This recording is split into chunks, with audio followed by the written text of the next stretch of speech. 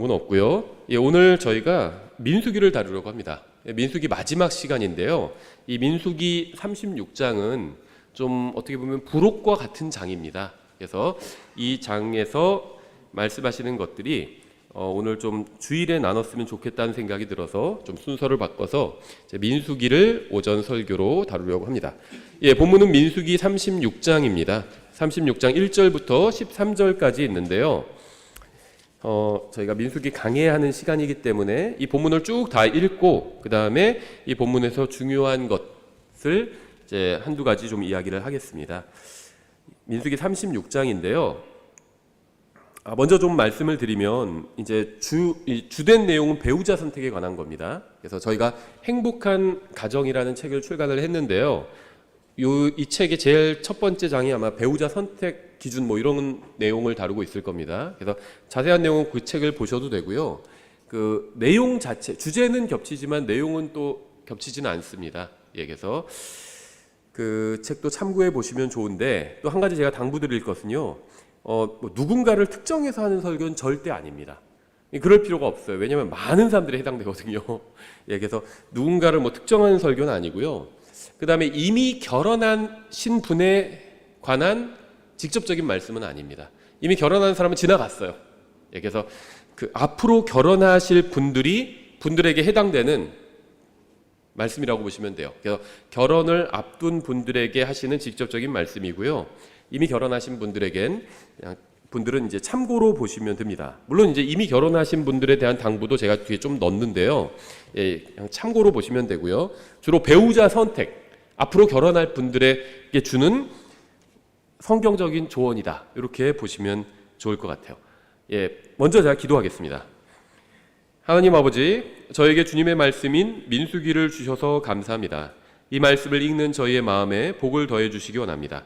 이 말씀을 통해 주님의 뜻 가운데로 저희를 인도해 주시기 원합니다. 예수님의 이름으로 기도드렸습니다. 아멘. 좀 길지만 다 읽겠습니다. 민수기 36장 1절. 요셉의 아들들의 가족들 중에서 므낫세의 손자요 마길의 아들인 길르앗 자손 가족들의 우두머리 아버지들이 가까이 와서 모세와 통치자들 곧 이스라엘 자손의 우두머리 아버지들 앞에서 말하여 이르되 주께서 내 주에게 명령하사 그 땅을 제비 뽑아 이스라엘 자손에게 상속 재산으로 주게 하셨으며 또 주께서 내 주에게 명령하사 우리 형제 슬로보앗의 상속 재산을 그의 딸들에게 주게 하셨나이다.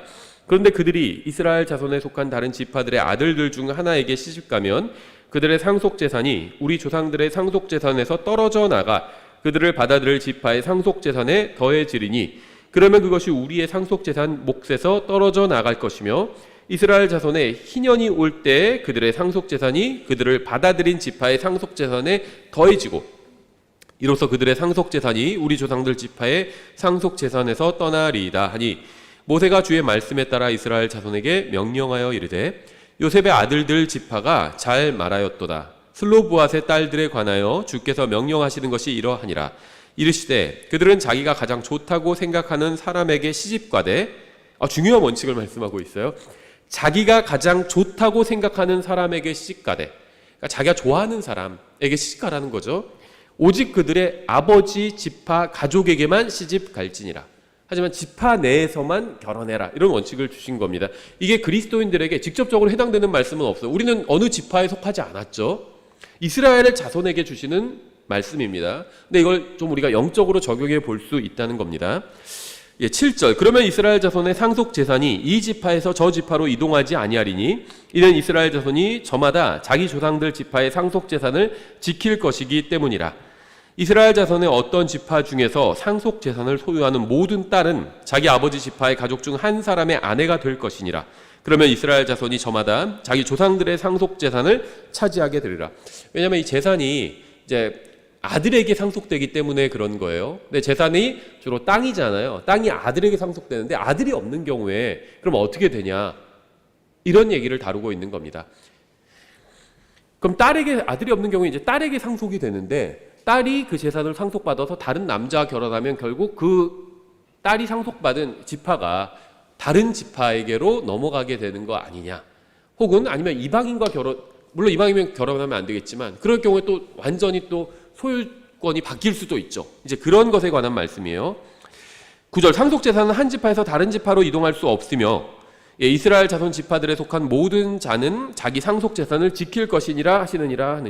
이게 이제 이 내용의 요약입니다. 이 민수기 36장 전체를 요약한 게 요 9절이라고 보시면 돼요. 10절 슬로보앗의 딸들이 주께서 모세에게 명령하신 대로 그렇게 행하니라. 슬로보앗의 딸들 곧 말라와 다르사와 호글라와 밀가와 노아가 자기들의 아버지 형제들의 아들들에게 시집가되 지파 내에서 시집갔다는 거죠. 근데 이름이 참 특이해요. 이 영어 이름은요, 이제 성경에서 따온 것들이 굉장히 많이 있죠. 한 영어 이름 중에 글쎄요, 절반 가까이는 되진 않지만 굉장히 많은 상당한 이름들이 이제 성경에서 따온 겁니다. 피터, 제임스, 존 다 성경에서 따온 거죠. 근데 요 이름들을 사용하는 사람 거의 못 봤어요. 좀 어감이 좋지 않은가 봐요, 영어로도. 말라와 디르사와 호글라와 밀가와 노아. 근데 이 노아가 특이한데요. 이 노아는 창세기 6장에 나오는 이제 인물이죠. 남자입니다. 그런데 여기선 딸들이에요. 그렇죠? 여자 이름으로도 사용이 됐어요. 보통 이제 성경에 나오는 이름을 여자 이름으로 사용할 때는 이제 현대에선 좀 변형해서 사용하기도 하죠. 크리스찬을 크리스티나 이런 식으로 한다든지 스테판을 스테파니 이런 식으로 한다든지 저도 잘 모르는데 영어 이름 그런 식으로 변형을 하는데 노아는 그냥 남자 이름인데 다시 여자가 그대로 사용했습니다. 그래서 남녀 공통으로 이렇게 이름을 사용하는 경우도 있는 것 같아요. 오늘 주제와 상관없지만 12절 그들이 요셉의 아들인 므낫세의 아들들의 가족들에게 시집 갔으므로 그들의 상속재산이 그들의 아버지 가족 지파에 남게 되었더라. 이것들은 여리고에 가까운 요르단 옆 모압 평야에서 주께서 모세의 손으로 이스라엘 자손에게 명령하신 명령들과 판단의 규범들이니라. 사실은요, 이 36장도 상속재산에 관한 말씀입니다.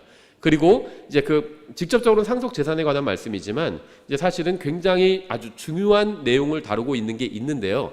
그걸 먼저 저희가 이야기를 하고 그 다음에 이제 이 말씀을 신약의 그리스도인들에게 영적으로 적용해서 이제 결혼 문제로 한번 적용을 해보도록 하겠습니다. 이 장에서 말씀하시는 것이 무엇인지는 분명합니다. 어려운 내용이 아니죠. 하나님은 이스라엘 민족을 아주 특별하게 선택하셨습니다.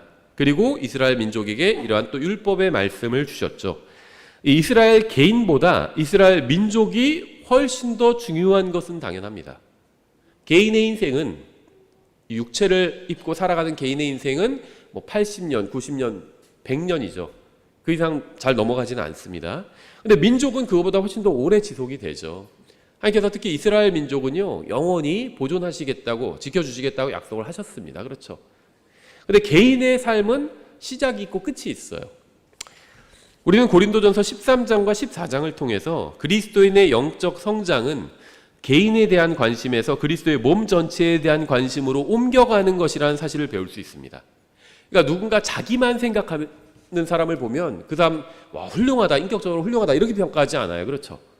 나이는 많이 먹었는데 아직 철이 들지 못했구만 이렇게 얘기하겠죠. 예를 들면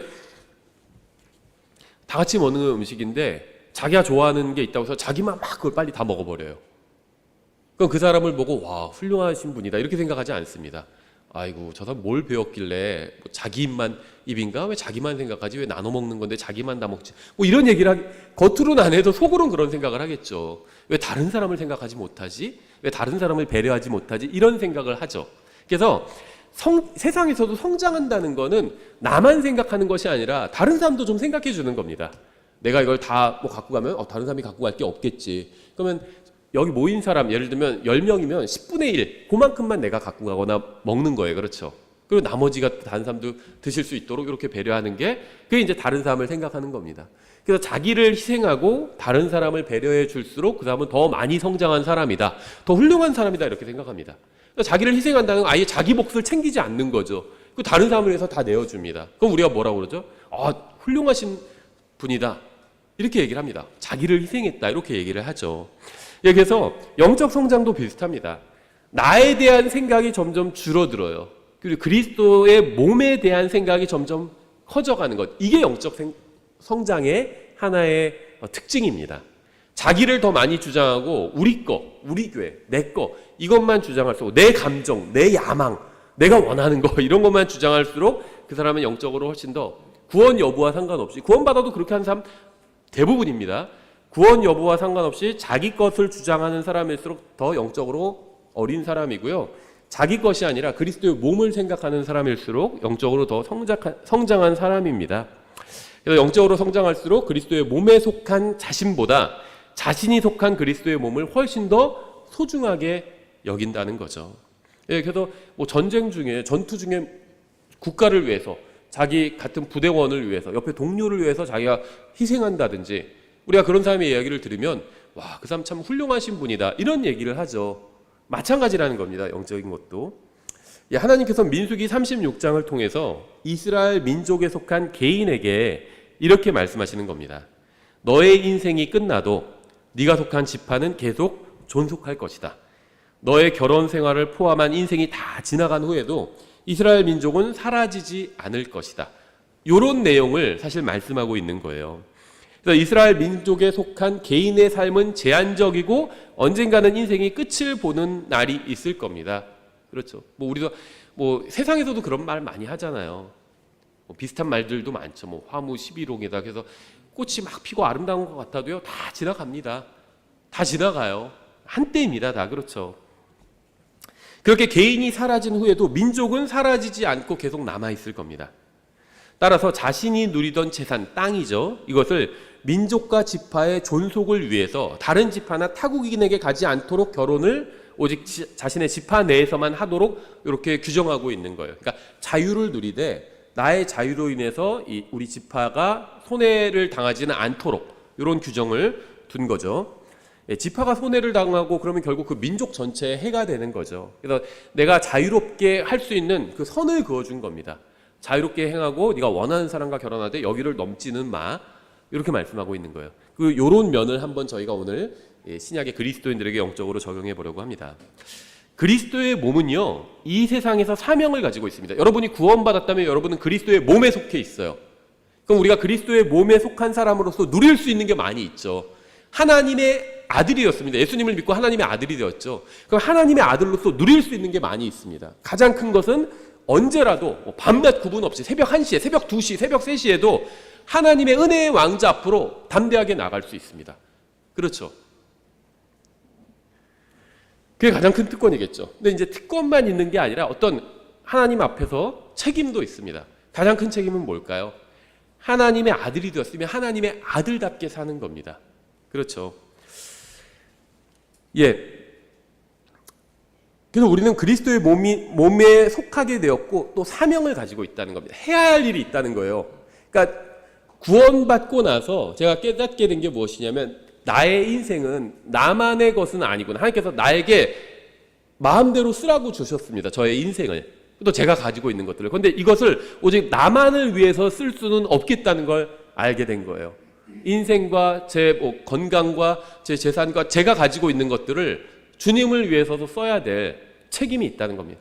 각자 다 자기가 하나님 앞에 받은 것을 주님을 위해서 써야 될 책임이 있다는 거예요. 그래서 이런 관점으로 우리가 결혼도 본다면 이 결혼이 물론 앞에서 말씀하신 것처럼 내가 원하는 사람과 결혼하는 겁니다. 나의 감정도 중요하다는 거예요. 하지만 그것이 다는 아니라는 겁니다. 그리스도인에게 있어서 결혼은 그게 다는 아니라는 거예요. 그 이상의 또 해야 할 일이 있고 내 결혼이 이 사명과 또 부합한지도 생각해 봐야 된다는 겁니다. 예, 그리스도의 몸과 그 몸이 해야 할 일은 그 몸에 속한 우리 개인보다 더 중요합니다. 내가 그리스도의 몸에서 예를 들면 손가락이라면 손가락에 하는 일이 있다는 거예요. 그리고 나는 그 일을 해야 한다는 겁니다. 그렇죠. 하지 않는다고 해서 지옥에 보내지는 않아요. 손가락이 제대로 기능하지 않는다고 해서 잘라버리지는 않죠. 하지만 손가락은 손가락으로서 해야 할 일이 있다는 겁니다. 해야 할 일을 하지 않으면 지장을 받게 되죠. 그리스도의 몸이.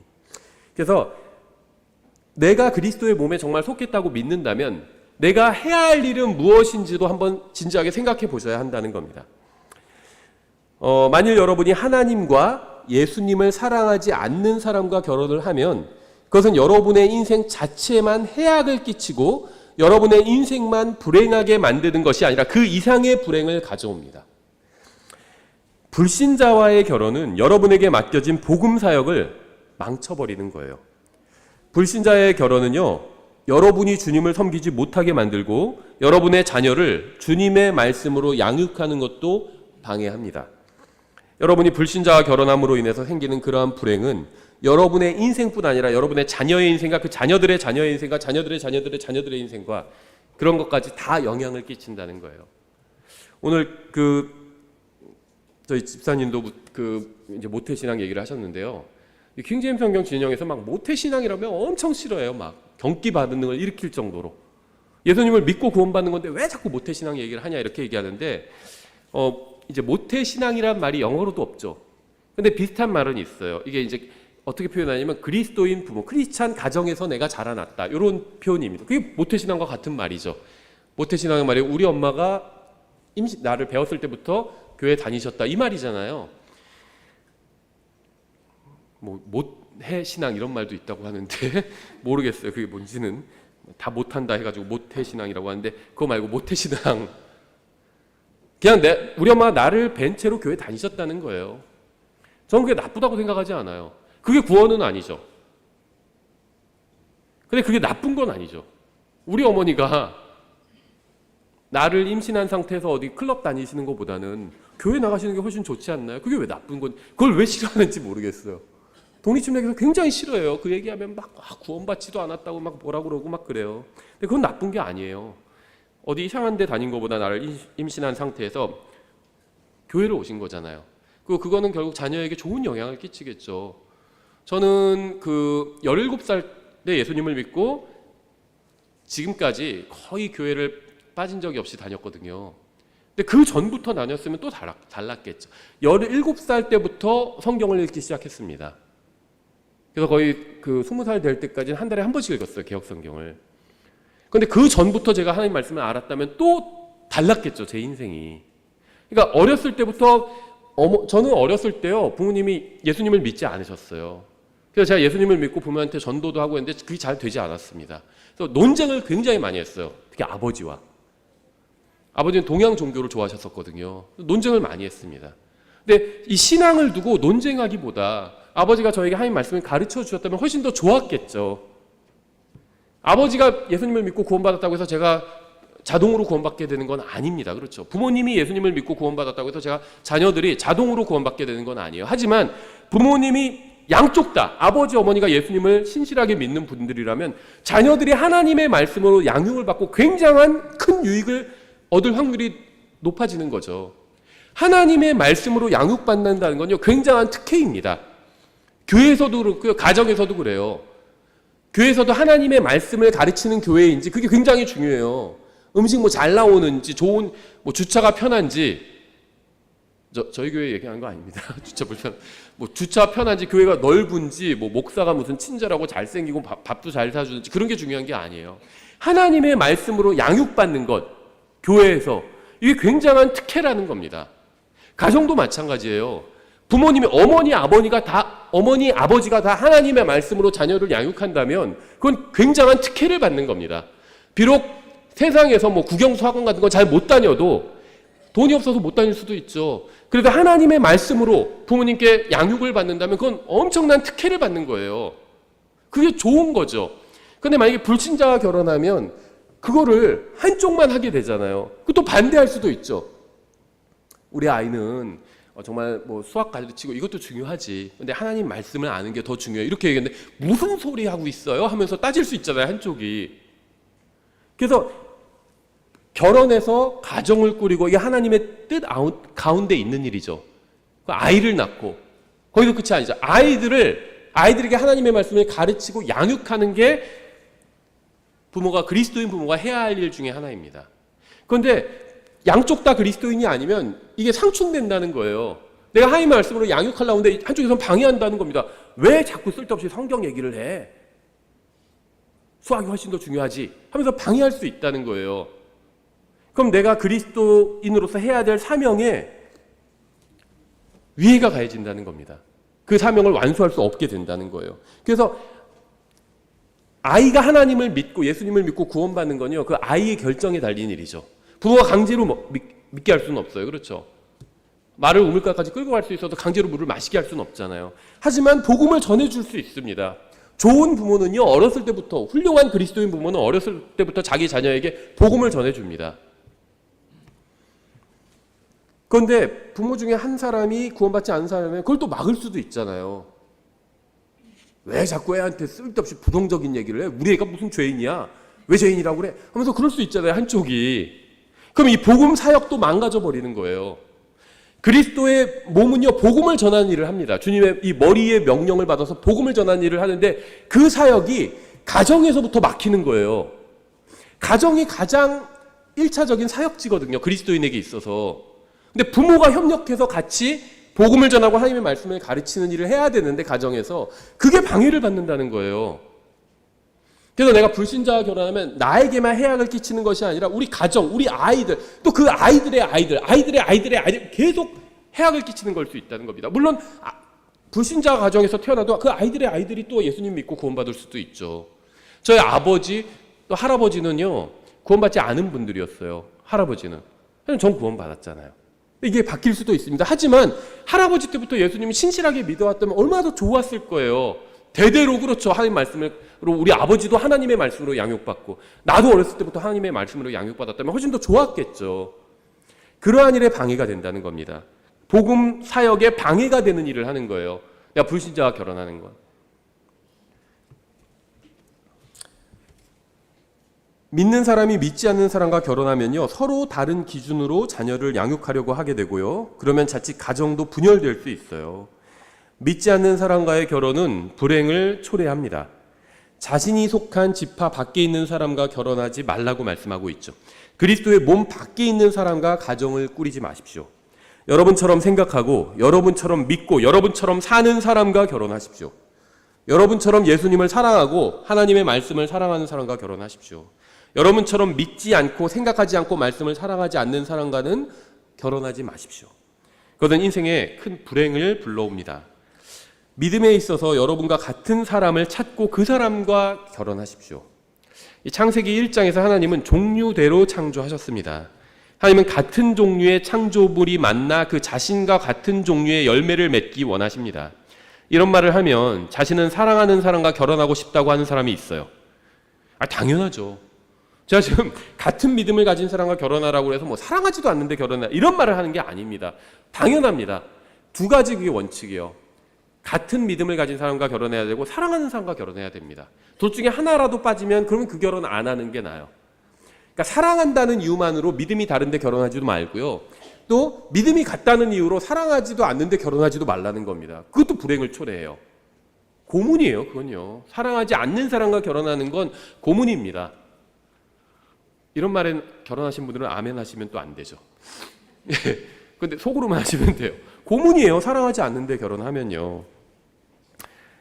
당연히 사랑하는 사람과 결혼해야 합니다. 저는 여러분이 반드시 사랑하는 사람과 결혼하기를 바랍니다. 하나님은 사랑이십니다.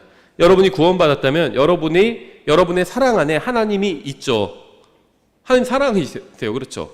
여러분의 사랑에는 하나님의 사랑도 포함되어 있죠. 반드시 여러분이 사랑하는 사람과 결혼하십시오. 하지만 하나님을 사랑하는 사람과 결혼해야 한다는 사실도 또 잊지 마십시오. 결혼이요, 선교 여행이 되어서는 절대 안 됩니다. 우리 남편을 위해서 기도해 주세요. 남편 구원받게 기도해 주세요. 우리 아내를 위해서 기도해, 아내 구원받게 기도해 주세요. 나쁜 기도 아니죠. 좋은 기도입니다. 어쩔 수 없는 상황에서 하는 기도예요. 저는 그런 분들의 마음을 무시하는 게 아닙니다. 얼마나 힘들겠어요. 얼마나 가슴 아프겠고 얼마나 또 간절하겠습니까? 충분히 이해합니다. 그래서 이런 얘기를 하는 거예요. 선교 여행이 될 수밖에 없는 가정이라면 처음부터 시작하지 않는 것이 좋습니다. 물론 저는 남편에게 복음을 전해 구원받도록 인도해 준 자매님들을 알고 있어요. 또 아내에게 복음을 전해서 구원받도록 도와준 형제님들도 알고 있습니다. 그러니까 이러한 것은 어쩔 수 없는 상황에서 낸 최선의 결과입니다. 하지만 처음부터 그런 상황으로 들어갈 필요가 없다는 겁니다. 가정은요, 사랑 안에서 함께 주님을 섬기는 작은 교회와 같은 곳이 되어야지 한 번도 복음을 들어본 적이 없는 이교도들이 사는 척박한 곳으로 떠나는 선교 여행지가 되어서는 안 된다는 겁니다. 교회를 만약에 여러분이 개척한다고 하면 생각해 보세요.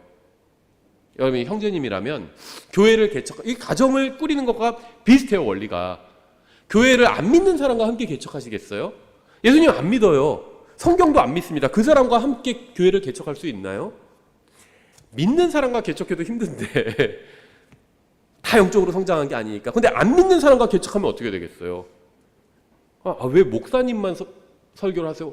이번 주에는요 한번 스님도 모셔서 한번 우리가 강연을 들어보죠. 이런 얘기 나오게 돼요. 그렇죠? 안 믿는 사람과 교회를 개척할 수가 없어요. 마찬가지입니다. 이 가정은요 작은 교회 개척이에요. 믿는 사람들이 모여서 해야 됩니다. 가정은 절대 선교지가 되어서는 안 돼요. 우리 가족 중에 복음 전해서 믿게 할 사람 어쩔 수 없이 그런 상황이 되죠. 근데 처음부터 그런 상황을 만들 필요는 없다는 겁니다. 그렇죠. 여러분이 킹제임스 성경을 하나님의 말씀으로 믿는다면 잘하는 겁니다. 예수님을 유일한 구원자로 믿는다면 잘하는 거예요. 예수님을 공중에서 만나기를 간절하게 기다린다면 역시 잘하는 겁니다. 만약 여러분이 진심으로 이러한 것을 정말 믿는다면, 이게 중요하다고 생각한다면 여러분과 같은 믿음을 가진 사람을 만나서 결혼하십시오. 그러면 여러분의 신앙과 가정과 인생은 더욱더 단단해지고 평안해질 겁니다. 왜 처음부터 불안한 요소를 안고 시작하냐는 거예요. 아마 결혼한 모든 분들이 동감하실 겁니다. 가정에는 반드시 위기가 찾아옵니다. 위기 없는 가정은 없어요. 이건 정말 어느 가정이나 다 마찬가지입니다. 다양한 형태로 찾아와요. 경제적인 위기, 무슨 인간 관계를 통한 위기, 건강상의 위기가 찾아옵니다. 가정에는.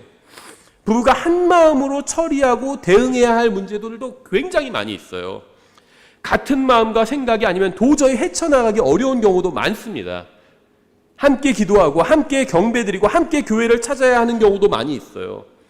믿지 않는 사람과 결혼하면 이 모든 어려움을 극복한다는 것은 대단히 어려운 일이 될 겁니다. 나 혼자 해야 돼요. 두 사람의 몫을. 가정은요, 나 혼자가 아니라 배우자도 있고 아이들도 있잖아요. 여러 사람이. 저희도 벌써 5인 가정이 됐어요. 근데 만약에 저희 가정에서 저만 믿는 사람이라면 나 혼자 이 5명을 끌고 가야 된다는 겁니다. 얼마나 힘들어요. 남편과 아내, 엄마, 아빠 둘이 끌고 가기도 때로는 벅찰 때가 있어요. 근데 혼자 해야 된다면 그게 얼마나 힘들어요. 왜 그렇게 하냐는 거예요. 왜? 그래서 믿는 사람과 결혼하는 게 중요하다는 겁니다. 그 아이들도 하나님 말씀으로 잘 양육하면 어떻게 되죠? 5인 가정을 5명이 끌고 가게 되는 거예요. 같이 다. 4인 가정을 혼자 끌고 가는 사람도 있고 둘이 끌고 가는 사람도 있고 아이들도 합심해서 하나님의 말씀으로 성장하면 다 같이 끌고 가게 되는 경우도 있어요. 그럼 얼마나 쉬워요. 그렇죠. 자기 복만 하면 되니까 얼마나 쉬워요. 자기 짐만 지면 되니까. 아이들 짐도 져야 돼요. 근데 안 믿는 사람이랑 만나면 그 사람의 몫도 내가 지고 가야 되는 겁니다. 왜 그런 일을 하느냐는 거예요. 같은 믿음을 가진 사람과 결혼하는 것이 성경적일 뿐 아니라 현명한 일이라는 겁니다. 그리스도인의 기준은 항상 예수님을 사랑하는 겁니다. 무엇인가가 예수님을 사랑하는데 도움이 되면 그것은 하나님의 뜻에 합당한 것이라고 볼 수 있어요. 무엇인가가 예수님을 사랑하는데 방해가 된다면 그것은 하나님의 뜻에 합당하지 않은 것이라고 보면 됩니다. 하나님을 사랑하는 사람을 만나지 못한다면 차라리 결혼하지 않고 혼자 사는 게 낫습니다. 하나님을 사랑하는 사람을 만나지 못했다고 그래서 마귀 같은 사람과 결혼하는 것은 어리석은 짓이에요. 마귀 같은 사람 말 심한 거 아니고. 아니 구원받기 전에는요 마귀처럼 살았습니다. 마귀처럼 살았다는 게 다른 게 아니에요. 하나님의 말씀대로 살지 않는 거죠. 마귀는 하나님의 말씀을 따르지 않죠. 전 구원받기 전에 하나님 말씀 따르지 않았어요. 그리고 구원받고 나서도 마귀처럼 산 적도 있어요. 하나님 말씀대로 살지 않은 겁니다. 마귀가 어떻게 해서 죄를 짓게 됐죠? 교만했잖아요. 하나님보다 자기가 더 똑똑하다고 생각한 겁니다. 그게 교만이에요. 그럼 하나님 말씀대로 안 합니다. 하나님께서 구원에 관해서는 하나님께서 맞는 말씀하셨지만 이 세상 삶에 대해서는 내가 더 잘 알지. 그래서 그렇게 생각하기 때문에 하나님 말씀대로 살지 않는 거예요. 그게 마귀처럼 사는 겁니다. 구원받은 대부분의 사람들 마귀처럼 살고 있어요. 저도 그랬고요. 또 저도 어리석게 그럴 때도 있어요. 지금도. 하나님의 말씀대로 하지 않고 자기 생각대로 하는 게 마귀처럼 사는 거예요. 별다른 게 아닙니다. 그게. 하나님을 사랑하는 사람을 못했다고 해서 마귀 같은 사람과 결혼하는 것은 어리석은 일이에요. 제가 여기서 마귀 같은 사람이라고 말하는 것은요, 예수님과 성경에 관한 견해가 마귀와 똑같은 사람을 의미합니다. 고린도서 6장 14절 이렇게 말씀하고 있어요. 너희는 믿지 않는 자들과 더불어 공평하지 않게 멍에를 같이 매지 말라. 의가 불의와 무슨 사귐을 갖겠느냐. 빛이 어둠과 무슨 친교를 나누겠느냐. 하나님께서는 서로 다른 짐승도 같은 멍에를 매게 하지 말라고 말씀하셨습니다. 왜냐하면 이 서로 다른 짐승은 습성도 다르고요, 보폭도 달라요. 체력도 다릅니다. 함께 뭘 할 수가 없어요. 소랑 나귀에 같은 멍에를 씌우면 어떻게 되죠? 체력이 소가 훨씬 더 좋겠죠. 보폭도 달라요. 근데 걷는 건 또 나귀가 더 잘하겠죠. 맞지도 않습니다. 소는 소끼리 멍에를 매게 하고 나귀는 나귀끼리 멍에를 매게 해야 일을 할 수 있다는 겁니다. 보폭이 같으니까 착착착착 같이 걸어갈 수 있는 거잖아요. 보폭이 다르면 어디 갈 수가 없어요. 이 세상에는 구원받지 않은 사람과 구원받은 사람이 있어요.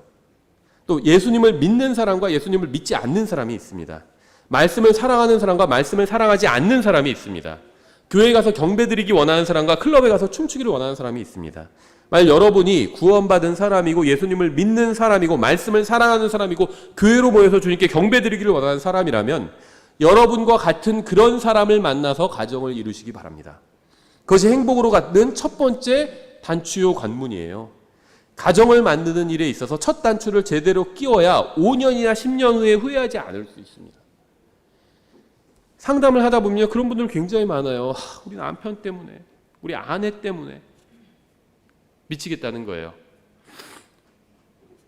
이 설교를 결혼하기 전에 들었다면 달라졌겠죠. 그런 상담을 하러 저에게 전화하지 않았겠죠. 고린도서 6장 15절 이렇게 되어 있어요. 그리스도가 벨리알과 무슨 일치를 보이겠느냐?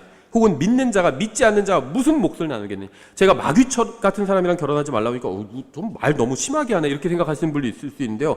그리스도가 벨리알과 무슨 일? 그리스도 벨리알, 마귀죠 벨리알. 그리스도 벨리알 비교하고 있어요. 믿는 자, 믿지 않는 자 이렇게 비교하고 있습니다. 제가 지나친 게 아니에요. 하나님 말씀 그렇게 되어 있어요. 하나님의 성전, 우상들 이렇게 비교하고 있어요. 믿는 자, 믿지 않는 자, 그리스도 벨리알, 하나님의 성전, 우상 이렇게 비교하고 있어요. 제가 지나친 게 아니죠. 저도 이런 설교하고 싶지 않아요. 제 설교를 듣는 사람 중에 믿지 않는 분과 사람과 결혼하는 사람들도 많이 있거든요. 싫어요 누르겠죠. 유튜브에서도 좋아요 안 누르고. 이런 설교하고 싶지 않아요. 그러니까 성경이 이렇게 돼 있으니까 할 수 없이 하는 거예요. 그리고 하필이면 민수기가 35장으로 딱 끝나면 좋겠는데 36장으로 끝나면서 이런 얘기를 하고 있잖아요. 그래서 하는 겁니다. 하나님 말씀에 나와 있기 때문에. 하나님 말씀을 가르치는 게 성경 교사의 일이니까.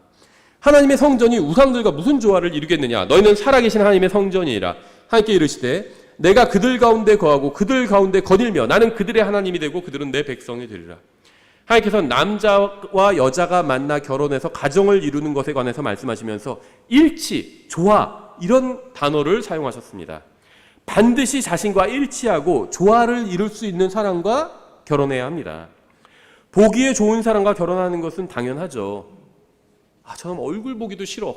근데 킹제임스 성경 믿으니까 그냥 결혼해야겠다. 이렇게 생각하는 사람이 있다면 어리석은 사람이에요. 자매한테 가서 자매님 뭐 저를 마음에 드는지 모르겠지만 우리 같은 킹제임스 성경을 믿으니까 결혼합시다. 이런 얘기를 하는 사람도 어리석은 사람입니다. 하지 마세요. 그럴 계획이 있으신 분은요. 다른 이유를 가지면 몰라도요. 그 이유만으로 내가 가서 고백해야지 생각하면 고백하지 마세요. 반대합니다. 저는 저한테 누가 그런 걸로 상담을 하지 말라고 할 겁니다. 저는 결혼은요 보기에 좋아야 됩니다. 아침에 일어나서 딱 얼굴을 봤을 때 기분이 나쁘지 말아야 네. 기분이 나쁘다. 그러면 결혼하지 마세요. 킹제임스 성경 믿음도 같고요. 환난전 휴거도 같고요. 무슨 구원의 은혜 무슨 구원 교리도 같고요. 그거는 좋지만 그게 같으면요. 같이 신앙생활 하세요. 같은 교회 다니세요. 그러면 됩니다. 아침에 일어났을 때 보기 좋아야 돼요. 그거 굉장히 중요해요. 그거 안 좋으면 결혼하면 안 돼요. 그거는. 이것도 중요해요. 하지만 결혼은 보기만 하는 것은 아니죠. 그렇죠. 대화를 나누고 함께 걷고 교제를 나누고 조화를 이루는 게 결혼입니다. 남자 여자가 만나서 조화를 이루는 거 그게 결혼이에요. 그러니까 한 사람은 하나님의 말씀대로 살려고 하는데 다른 한 사람은 세상을 따라 살려고 하면 대체 어떻게 함께 걷고 함께 교제를 나누고 조화를 이루겠습니까? 하나님의 말씀을 사랑하는 사람과 싫어하는 사람이 어떻게 일치할 수 있겠습니까? 반드시 자신과 믿음이 같은 사람과 결혼해야 합니다.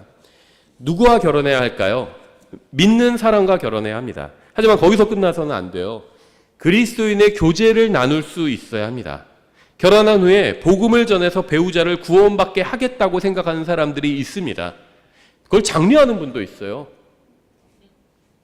저도 들었는데 그런 얘기를 누가 하셨다고 하는데 개인적으로는 인격적이고 훌륭한 목사님인 것 같은데 이 성경을 잘 모르시는 거죠.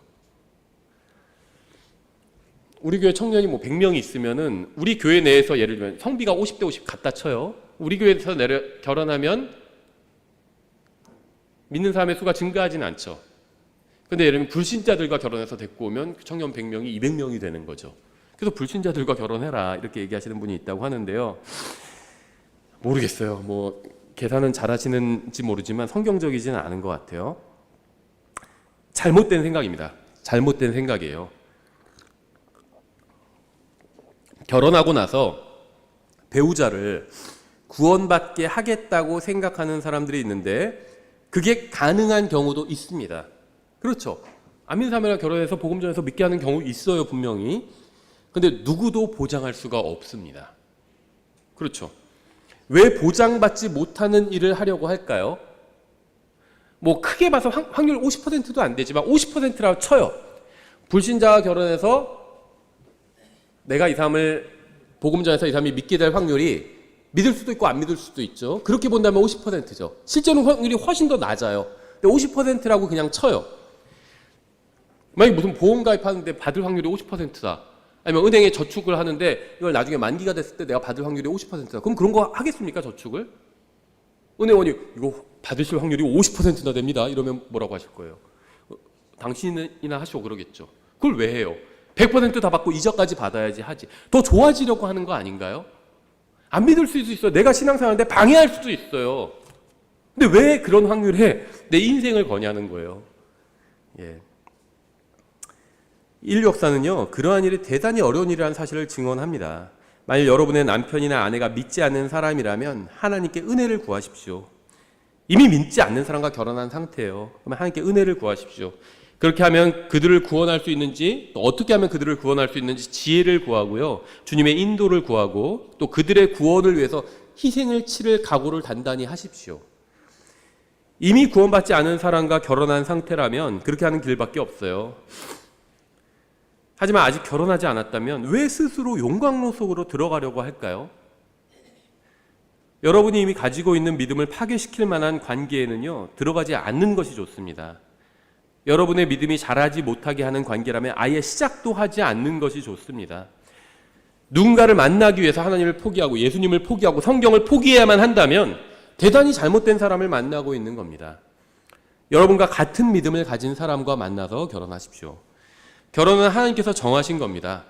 하나님께서 인정하신 가정은 한 남자와 한 여자가 만나 이루는 거죠. 이 성경적인 가정은요, 한 남자와 여러 여자가 만드는 것이 아닙니다. 성경에는요, 아내를 여러 둔 남자도 행복한 가정 생활을 한 사람은 없습니다. 이게 아마 결혼하신 형제님들은 이해하실 거예요. 결혼하기 전에 저도 이해 못했어요. 어렸을 때 성경을 읽을 때는 아내가 많은 게 왜 나쁘지? 이런 생각했는데 결혼하고 나니까요, 당연히 나쁘지. 그렇죠. 그런 생각을 하게 됩니다. 그렇죠. 아내가 한 사람인 것도 힘든데 뭘 여러 사람이면요, 이게 행복해요? 유부남들은 이해해요. 행복하지 않아요. 성경에도 나와. 야곱이 행복했습니까? 아내 여럿이는 와 너무 좋다 이랬나요? 불행했어요. 결혼하신 분들은 알아요. 그래서 왜 그런다고 하잖아요. 제 결혼한 유부남이 가장 듣고 싶어하는 얘기가, 여보, 부인이 여보 내가 아이들 데리고 친정에 3박 4일 갔다 올게. 그러면 되게 좋아한다잖아요. 그래서 어떤 분 그러더라고요. 가장 남편을 잔인하게 괴롭히는 방법이, 남편한테 내가 아이들 데리고 3박 4일 친정에 갔다 올게 하고 나서는 바로 1시간 후에 바로 들어오는 집으로 귀가하는 거라고.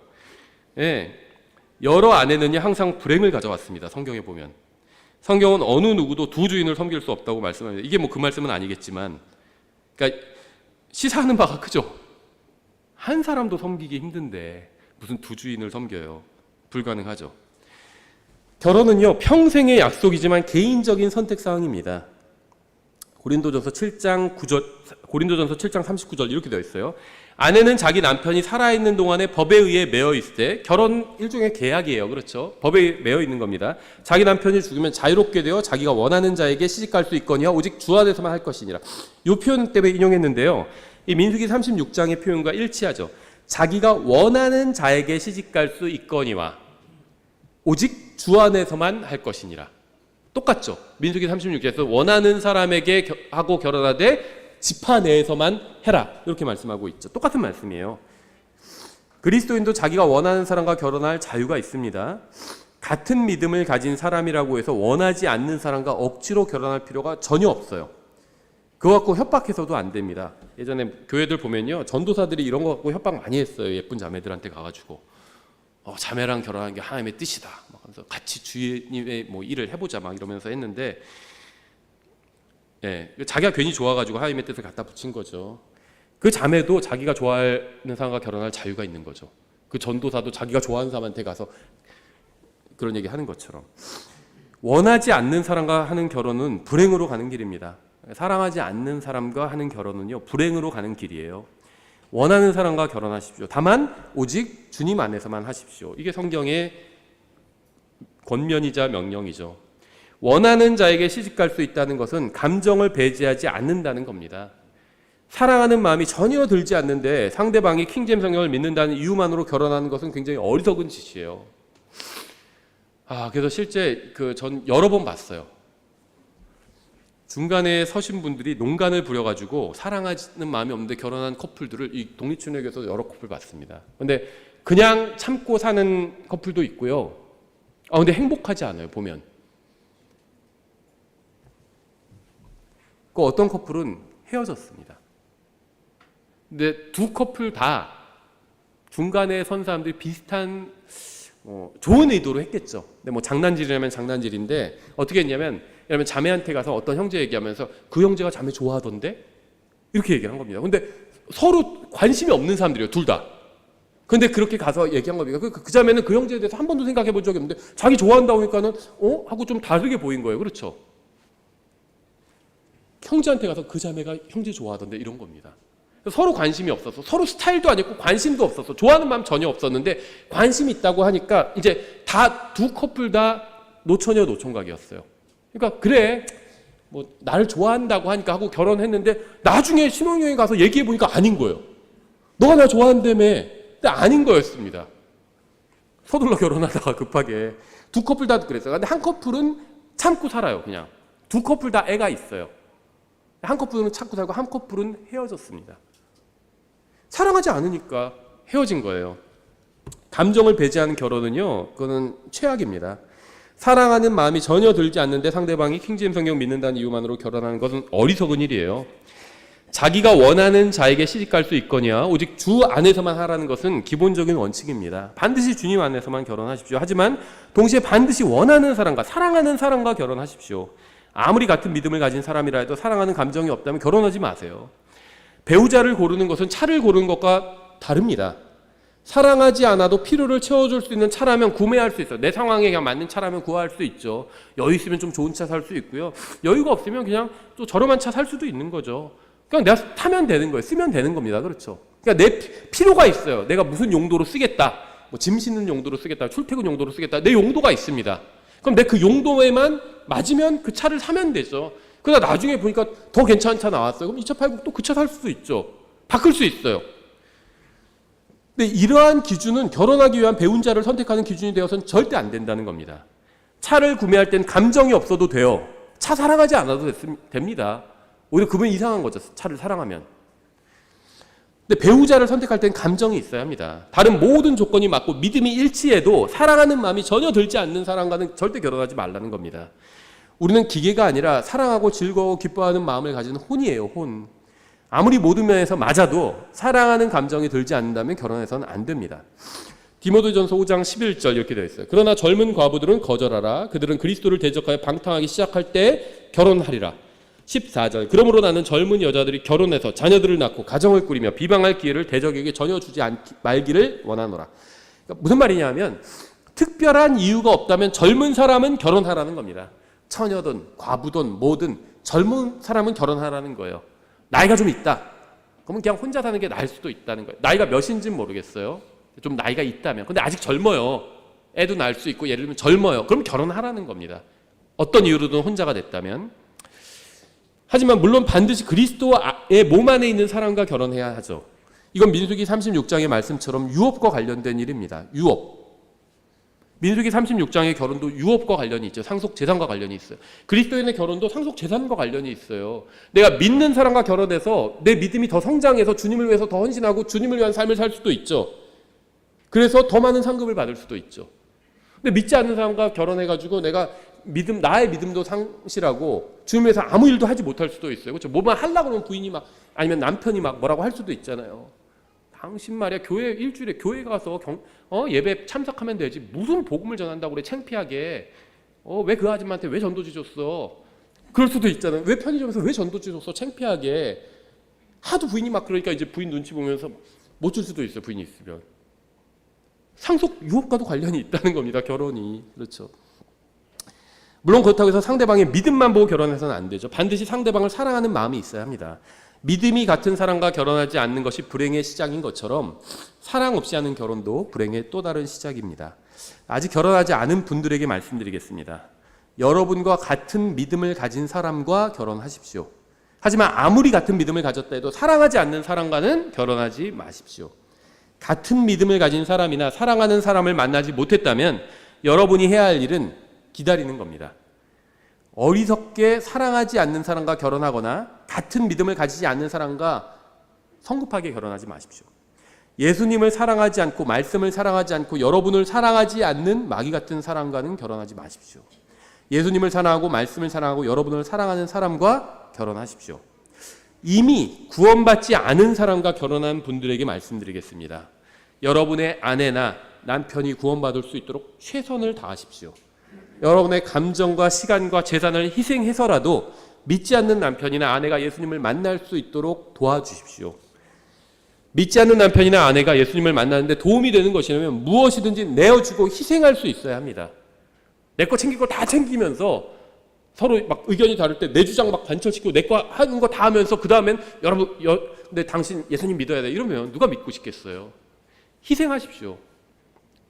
딜을 보는 것처럼 그렇죠. 뭘 내줘야지 이 사람도 양보할 거 아니에요. 양보하라는 거예요. 이 사람이 복음을 듣게 하고 예수님을 믿게 하기 위해서 내가 양보할 수 있는 거 다 양보해 주라는 겁니다. 또한 다른 한편으로는 여러분이 영적으로 강건해야 합니다. 강건해야 돼. 내 배우자가 아직 믿지 않는 더 강건해야 합니다. 그래야 믿지 않는 배우자나 믿음이 연약한 배우자를 도울 수 있어요. 뭐 집에서 성경만 읽어라 그런 얘기가 아니에요. 남편이 퇴근하고 왔는데도 막 내가 영적으로 강건해야 돼. 그래서 막 밥도 차려주지 않고 성경만 읽으면 그걸 보고 누가 믿겠어요. 자기 시간에 하라는 거예요. 자기 시간에 자기 혼자 있는 시간에 하고 싶은 거 다 하면서 취미생활하고 하고 싶은 거 다 하면서 남편이 오면 그때부터 딱 성경 피고 난 믿음이 강해져야 돼 하면 그러면 안 된다는 겁니다. 남편이 오면요 남편과 놀아주세요. 남편 원하는 걸 해주세요. 남편과 시간을 보내세요. 같이. 아내가 오면 아내와 시간을 보내세요. 아내가 원하는 거 해주세요. 그리고 내 혼자 시간이 있잖아요. 나만을 위해서 쓸 수 있는 시간이 있잖아요. 그 시간에 하나님 말씀을 읽고 강건해지라는 겁니다. 그 시간엔 자기 즐길 거 다 하고 하고 싶은 거 다 하고 그 다음에 상대방 오면 딱 성경 펴서 그렇죠. 뭐 세대적 진리 같은 거 딱 펴서 막 성경 교리 공부하고 있고 그러지 말라는 거예요. 시간을 같이 보내십시오. 양보해 주라는 겁니다. 모든 사람이 다 영적으로 강건해야 하지만 특히 믿지 않는 배우자를 둔 사람은 더욱 강건해야 합니다. 왜냐하면 여러분이 선택한 믿지 않는 배우자로 인해서 더욱 큰 고난을 감내해야 하기 때문이에요. 그래도 영적으로 더 강건해져야 합니다. 맷집을 길러놔야 된다. 영적인 맷집을. 왜냐하면 언젠가 영적인 일로 그 믿지 않는 배우자와 문제가 생길 수 있고 두드려 맞을 수 있거든요. 맷집을 키워놓으라는 겁니다. 하나님께서 여러분에게 특히 믿지 않는 배우자를 둔 분들에게 정말 큰 긍휼과 은혜를 베풀어 주시기를 바랍니다. 기도하겠습니다. 하나님 아버지, 저희를 구원해 주시고 또 진리의 말씀을 주셔서 감사합니다. 특히 저에게 민수기를 주셔서 감사합니다. 저희가 이 말씀을 거울 삼아 이스라엘 자손처럼 어리석게 행하지 않고 어리석게 선택하지 않고 주님의 말씀에 귀를 기울이고 주님의 길로 걸을 수 있도록 도와주시기 원합니다. 예수님의 이름으로 기도드렸습니다. 아멘.